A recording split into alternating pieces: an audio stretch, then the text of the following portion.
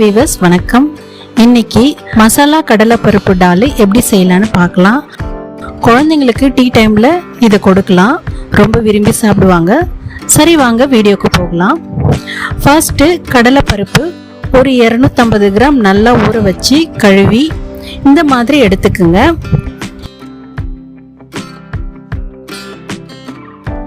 இதை ஒரு பெரிய பிளேட்டில் அதுக்கு மேலே ஒயிட் டவலை போட்டு அதில் இந்த கடலை பருப்பை எல்லாத்தையும் போட்டு நல்லா ஆற விடுங்க.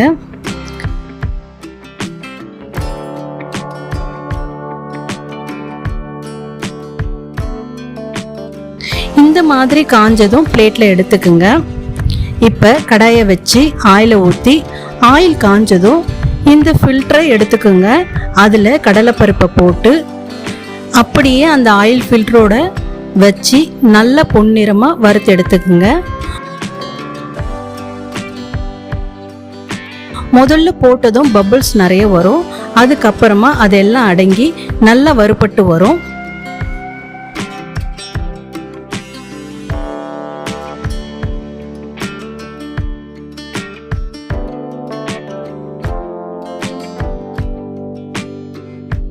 இப்போ எல்லாத்தையும் வறுத்து எடுத்தாச்சு.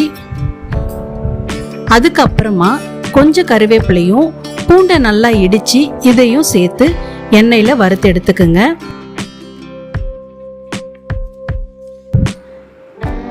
இப்போ இதில்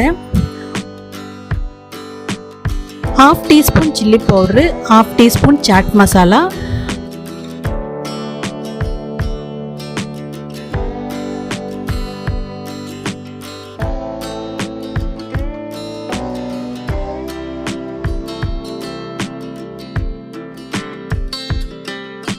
கொஞ்சம் தேவையான அளவு சால்ட்டை சேர்த்து அந்த கருவேப்பிலை பூண்டு அதையும் சேர்த்துக்குங்க. எல்லாத்தையும் நல்லா மிக்ஸ் பண்ணி